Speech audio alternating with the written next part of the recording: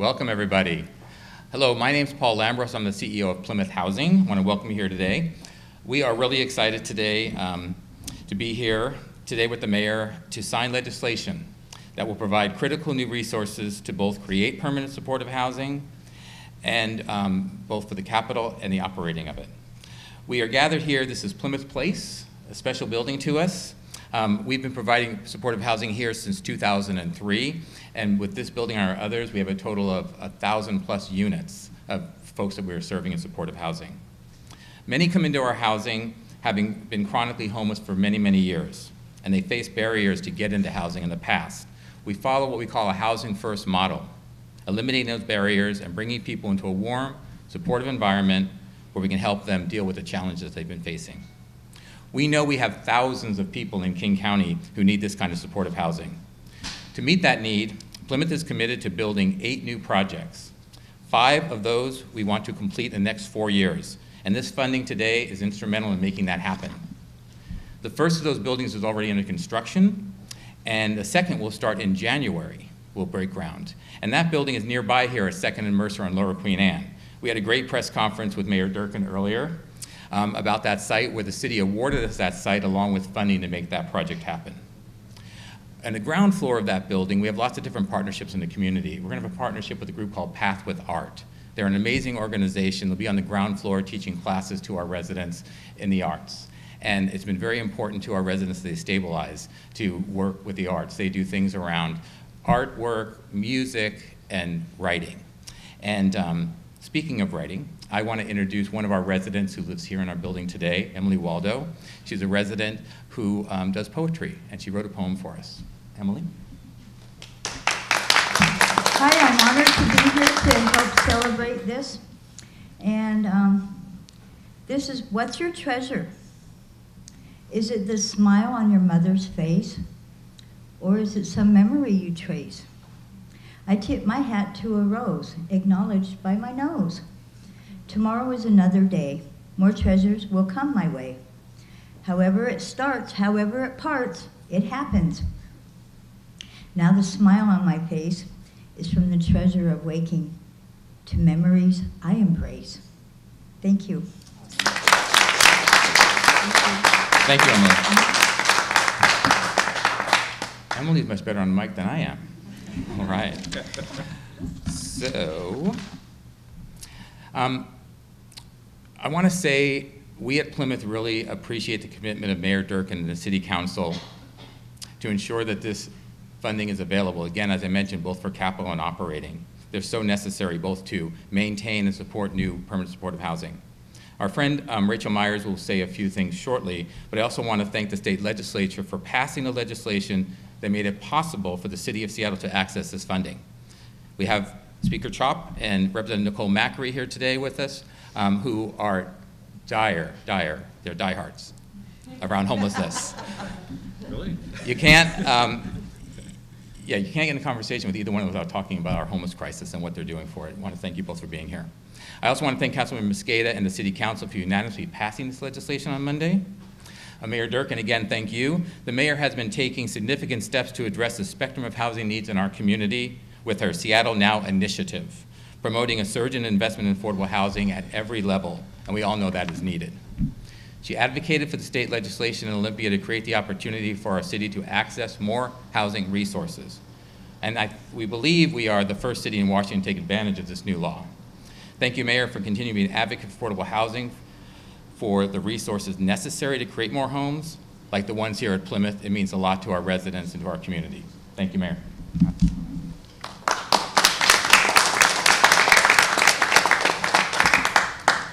Thank you so much for that, Paul, and thank you for that poem. That was beautiful. I think for all of us, that will be what brings a smile to our face today. Good morning, everyone. It's really great to be here. I really want to thank Plymouth Housing and Paul for hosting us here. And this is the perfect example of what we can accomplish and what we know works. We know that we need more housing in Seattle at every level. It's why we have been working with City Council, with our state legislative partners, with our partners in DC to get as many resources as we can to build more housing at every level in Seattle. Today, I'm really excited to be able to sign this bill that will invest almost $50 million to build and support homes for our neighbors experiencing homelessness. We'll say that again, $50 million.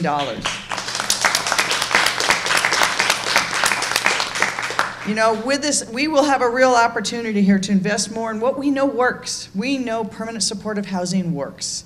And Plymouth and others have led the way to show how we do that. So this resources will allow us to not just build, but have those important services to support the people. We couldn't have gotten here without a lot of help. And we know we won't get to where we need without that continued help. But I really want to call out again some of the people that Paul have mentioned, particularly Speaker Chopp, who some people said, is he still Speaker? And I said, Speaker for life. And Nicole Macri, who also in the legislature just pushed tirelessly for Representative June Robinson, who wasn't here, but whose name was on the bill last year and this year. She has done great work on this front for many, many years, and we're indebted. To our friends in the delegation on the Senate side, too, who pushed this, I have to call out my intergovernmental relations team, too. We tried really hard to get this through last year. We were really close. We wouldn't have done it this year without our partners in Olympia. So I want to thank you for that very much. And also for Teresa Mosqueda, Councilmember Mosqueda, who couldn't be here today, was very sorry because she has also been just an enormous advocate for housing. In Olympia first, helping us get this pushed through, leading on the city council, passing it unanimously. We know how we get these things done. Coming together is really, I think, gratifying for everyone. This is a key thing. We know we have other pieces that we have to do to make sure that we cover that spectrum of housing so that everybody in Seattle can afford to live in Seattle. We have to help people who are experiencing homelessness, which this bill does today. Instead of sending the sales tax to Olympia, where I'm sure it's used well, we got to keep it right here at home and put it to work for people, which is just such a great thing. We also introduced legislation to extend the multifamily tax exemption, which helps that middle-class family stay here. Over the weekend, we were able to cut the ribbon on Mercy House development that is right in Sandpoint that took public lands and really traded it for public benefits, housing, childcare, pre-K, access to great opportunity. So with that and with the sale of Mercer's properties, which we announced, we will have over $300 million in public benefits from the sale of that, including $80 million that will go to transportation, because we know transportation is a key component of affordability and people's access. We also will be able to have 175 new affordable homes right in the heart of Seattle, and additional resources to acquire properties and build housing in those areas and neighborhoods that have been most subject to displacement and gentrification. We want community to be able to stay in place, for everyone to be able to enjoy this great city. So we know this $50 million can't come soon enough. I think, Paul, you're right. We're told that we're the first city to take advantage of this, but again, we wouldn't have been there without our partners. So I want to give a round of applause to all of our partners who made this possible. And one of those partners, obviously, is Rachel Meyers, who I'm now going to turn the microphone over so she can give some remarks. Thank you, Mayor Durkan. I'm Rachel Meyers, and I'm the Executive Director of the Washington Low-Income Housing Alliance. And we worked very hard with many, many collaborators over the last 2 years to help create this important local option. And it's exciting to see the tool being implemented.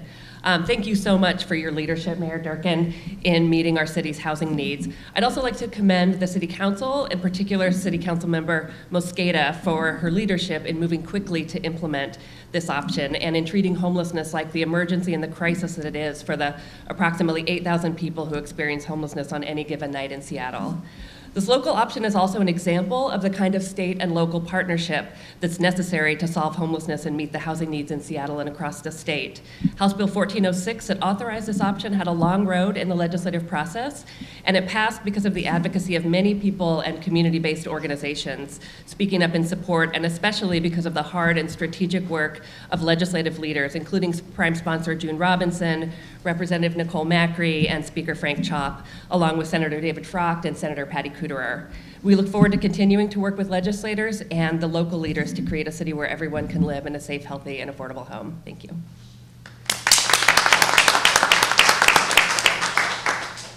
All right, should we sign this? Is that what happens next?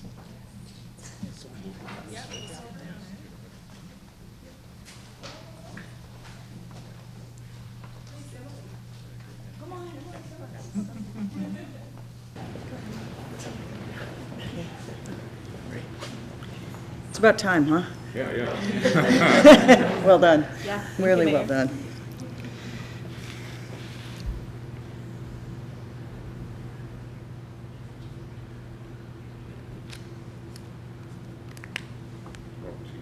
I know. It's more suspense that way, Frank. Because I could stop. No.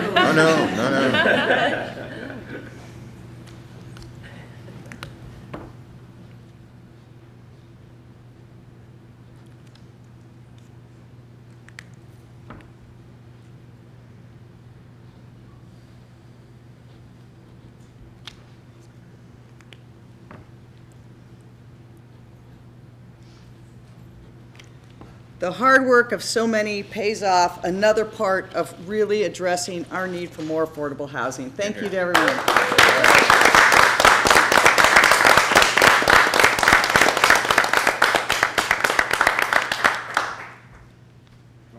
There you go. Thank you. People can vote. The rest of them are up for grabs. The amount that we'll get every year, and then because it can be used for capital improvements, we can bond against some of that and pull it forward. So I don't have the exact period of years over what period of years we have that, but because of the way bonding works, we're able to pull that money forward and use as much as we can immediately because we know we have an emergency crisis today. So it's not exactly like, right, the number we'd be raising every year over the Correct. year, right? Yes. Thank you for that. Can you talk about the process of how that money will be distributed in terms of the decisions that will be made? You know, how much would go to actually building and how much would be going to actual services to support those houses? Yeah, we're not exactly sure of the exact equation, but there'll be two buckets, for lack of a better term. Part of it will go to capital, and we're going to be working with City Council on what portion of that will be bonded against. And the other portion that will go to actually the support services will not be bonded against, and that will be every year. So the part that is bonded will go into our same process we have for the notice of finances available, the NOFA process we call it, to build the housing that we need. So the part for capital will go through that same process, and the part for support services will go through the regular process we have to give support services to the low-income housing. But as of right now, there's no percentage breakdown or dollar amount breakdown in terms of how much each of. That's correct. Building housing is one thing, getting people into housing is another, and what do you say to the critics who say the city has been spending millions of dollars building these houses, whether money comes from the state or their own taxpayer money, but yet they still see the encampments and you still have homeless people on the streets? So we know that our city grew so rapidly in such a short period of time. In almost 5 years, we grew by over 100,000 people, and we had the cost of housing go up by double digits, but the cost of the amount of wages didn't.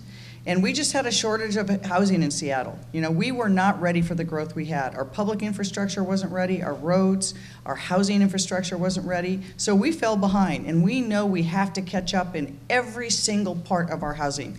Not just low-income housing and housing for people experiencing homelessness, but for our middle class, our teachers, our nurses. They can't afford to live in Seattle.